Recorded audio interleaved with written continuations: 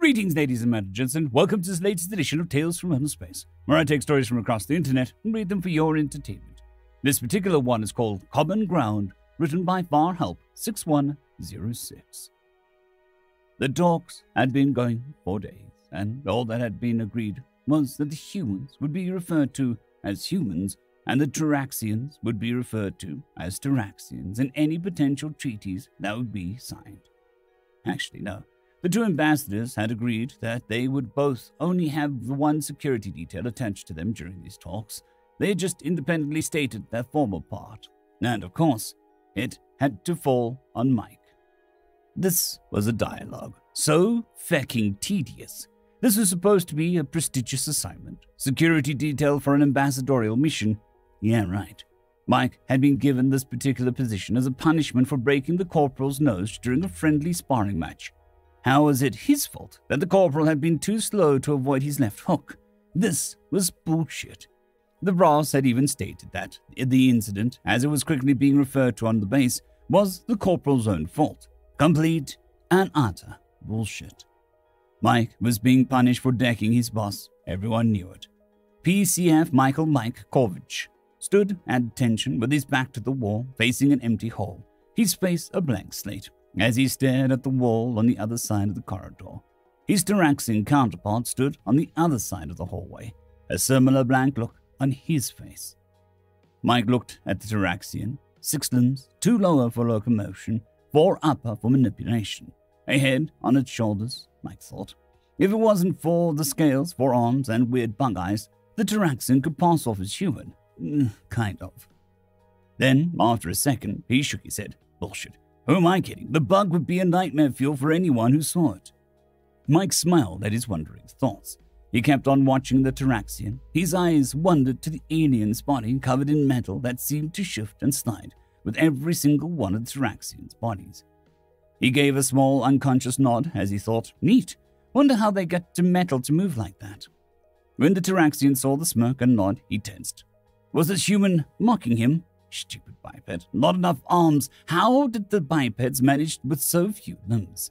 And what was it with its eyes? Clearly limited range of vision. If it weren't for my superior's orders, I would rip this miserable human with my bare hands. Light Knife Atraxis Mengi studied the human. 2 arms, 2 legs, 2 eyes forward-facing. Atraxis' faceted eyes found it hard to focus on the motionless human, but the soldier's stance made enough movement for Atraxis to be able to study it. He looked down at the human, and its gaze stopped on the weapon he had on its side. Solid-looking, about the length of a human's forearm, maybe a bit longer. Didn't impede mobility and allowed a good control. Smart. Atraxis moved its head for a better view and saw that the heavy-looking weapon seemed to have 2 forms of trigger. Did that mean that it propelled 2 forms of projectiles? Nice. As Atraxis studied the human, Mike studied the Taraxian. His eyes had wandered from the form-fitting metal armor down to its weapon. It looked alien. Mike didn't have a better word for it.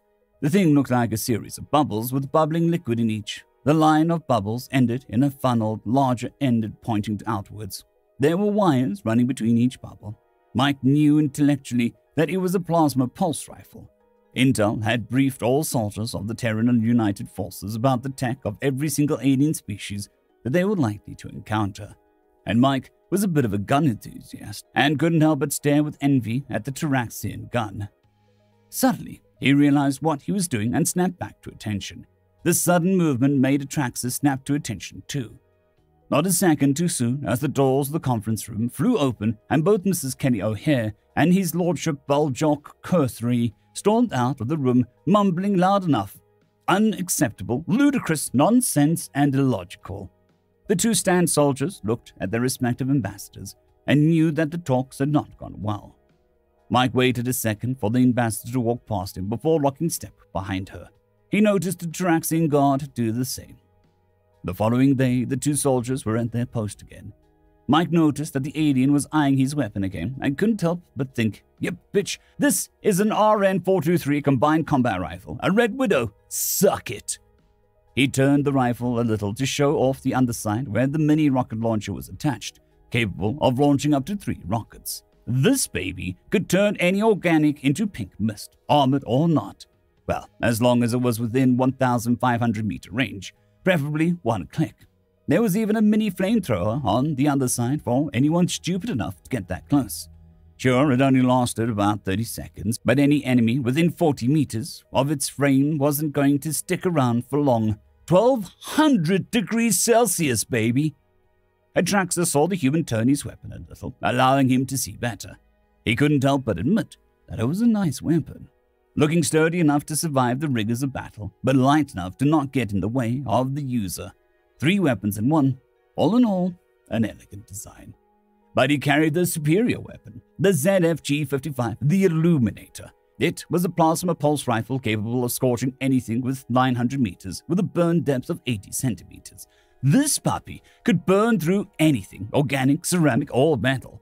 Sure, it didn't have the explosive kaboom that the human weapons did, but the Illuminator was meant for precision, not mass destruction. And Atraxus thought, your weapon might destroy more, but what is the point of destroying everything around your enemy? Why not destroy your enemy and keep the infrastructure intact? It even had the option of compressing the plasma to the point where it could be propelled and detonate at a distance of 30 or 40 meters. Instant crater. Or you could supercharge the plasma and shoot out a constant beam of light. 1,000,000 degrees. Sure, the beam was 0.5 centimeters wide and usually ended up fusing the core and resistors, but during those 15 seconds, you had the power of the sun in your hands. Mike looked at Atraxus, who was clearly showing off his weapon too. Still looking at the weapon, he muttered out loud, "Nice." Atraxus heard the sound, immediately translated by the Vox box that people every diplomatic mission had to carry. Despite himself, he couldn't help but feel an odd sort of pride showing off his gear. Atraxus was no stranger to war and had fought on many battlefields. Through his long years of experience, he had learned that people tend to fight with what works best for them. Subpar equipment was rare, and despite being unfamiliar with the weapon, he knew that the gun the human was holding was lethal. Atraxus nodded back and checked the empty corridor for anyone listening. This was a breach of protocol. The humans weren't enemies, but any form of fraternization could be punished. His faceted eyes darted here and there. When he was sure the coast was clear, he replied, "Thanks, you too." The days wore on, and Atraxus and Mike remained to guard the 2 ambassadors, mostly in silence. As the 2 soldiers had nothing better to do, they watched the hall, watched each other, watched the ambassadors. On the 3rd day of the meeting, the 2 soldiers realized these talks weren't going to work. They'd become mostly shouting matches between 2 official delegates.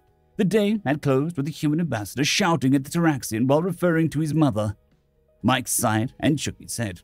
Atraxus stated, "Listen, no offense, but your ambassador is a bit of a bitch."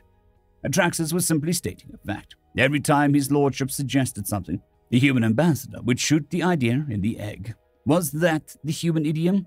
It was something like that. Lord Kuthri wasn't helping matters by constantly throwing little jabs at her, but he wasn't going to admit that to Mike. Not that he needed to, because Mike shrugged and said, "I know, but your lord guy is acting like a dick. Well, what do you expect?" Who in their right mind would accept to trade off half their territory, including their homeworld, just to have access to the hyperspace trade lanes that went through Tarax's territory? Atraxus couldn't dispute that. Mike was right. An ambassador was being unreasonable. Mike continued, "I just hope she doesn't get so pissed that she cuts off diplomatic talks. She's kind of like that. Once you push her into a corner, she comes out biting." Atraxus gave the equivalent of a frown, then asked with concern, "She could bite the ambassador?" And privately thought it might do him the world of good. Mike laughed. "No, it's just a metaphor. I meant she might stop these talks and come back to Earth with a nasty report. She's done it before. And if that happens, guess who is going to have to clean up the mess?" And Mike pointed at himself. "Look, I love my world, and if I have to go down swinging to protect it, then so be it. But it would suck major ass to die because these 2 gypshits couldn't keep their ego in check." Atraxus nodded. "Fair enough. It is a great honor for any to lay down one's life for the defense of their homeworld. But this, tell me about it." The 2 guards heard the Taraxian ambassador before the door even opened. "How dare you even suggest that?" Mike sighed. "Oh, for God's sake, what's she done now?" And Atraxus muttered, "To be fair, Beljok probably said something stupid again. He's the 2nd son of the former Hive Queen. He thinks that gives him the right to be rude to everyone." Mike shook his head and replied, "Jackass." Before the two guards could say anything, the two ambassadors stormed out of the conference room. Both Mike and Atraxus waited until their respective ambassadors were a full stride in front of them before stepping out of their position. The two guards surreptitiously stole glances at each other. The following day, Ambassador O'Hare decided it would be a good idea to start talks at 0600. Bitch. Mike had to get up at 0500, and obviously there was no one to prepare chow. He had gone to his post without having eaten. When he got there, Atraxus was already there. It was difficult to guess the emotion of the alien merely from the facial expressions at best of times, but Mike took a wild guess at what was going on in Atraxus's head. He was pissed. The two soldiers took up their previous positions and waited. At around 0800, Mike heard a loud rumble coming from Atraxus. The Taraxian stiffened, and Mike could guess the embarrassment his Taraxian counterpart must have been feeling. Before he could smirk, Mike felt his stomach start to contract, and it was his turn to feel embarrassed. He looked at the Taraxian and asked, "Didn't have time for chow?" as he pulled a cereal bar from one of his many pockets in his jacket. The Taraxian sniffed the air and couldn't detect anything offensive.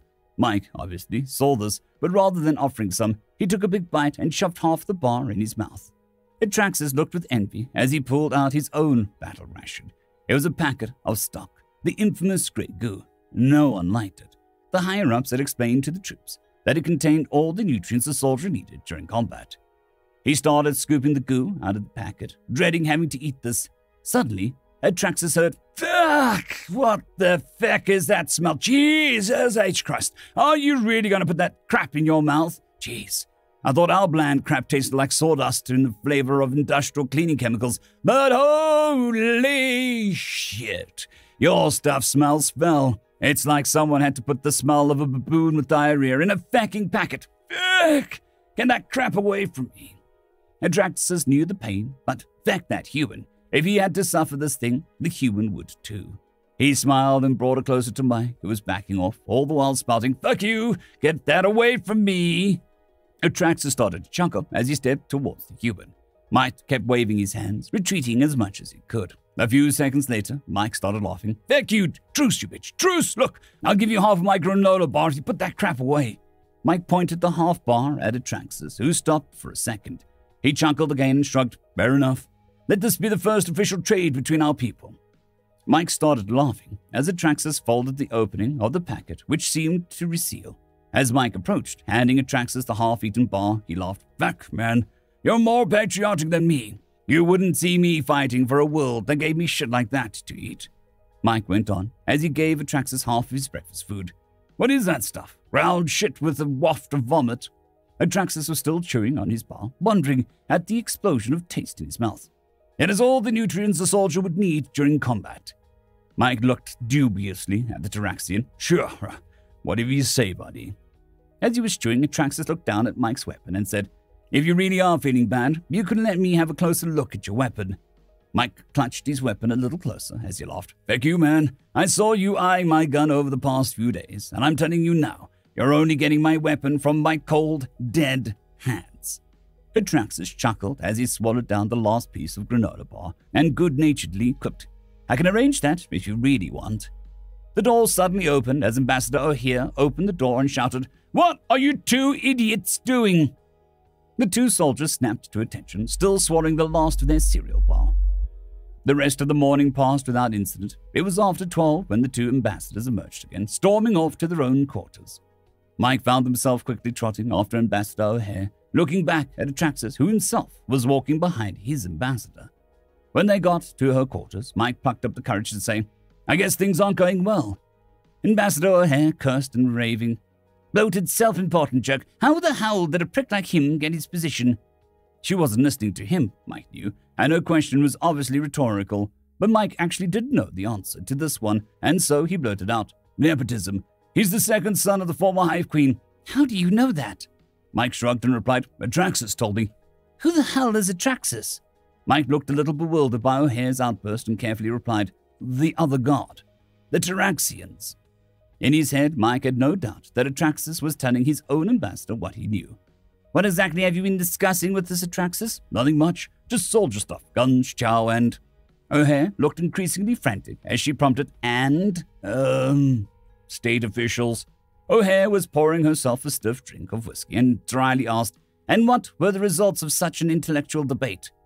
Mike looked sheepishly at the person who represented his entire race and muttered, "Well, guns are cool, chow sucks, and—" "Go on," prompted the ambassador. "Well, I mean, state officials are dicks." O'Hare looked at the soldier in front of her and blinked a full second before bursting out into laughter. "Maybe we should have you two knuckleheads spearheading this talks. We two have quietly agreed on more than that bloated oaf and myself have in the past week."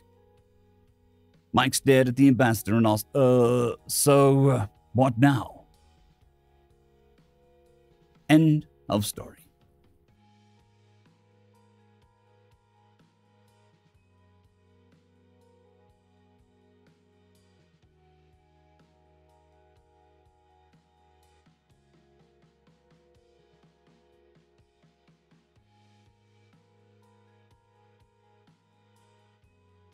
I'd quickly like to thank the T5 peeps: Cold War Boomerwaffen, Severin Cerberus, Bushmaster 177, Henry the Red, Caspar Arnholtz, Cold War Boomerwaffen, Elijah Silvercross, Dragzoon WRE, and Severin Cerberus. Thank you very much.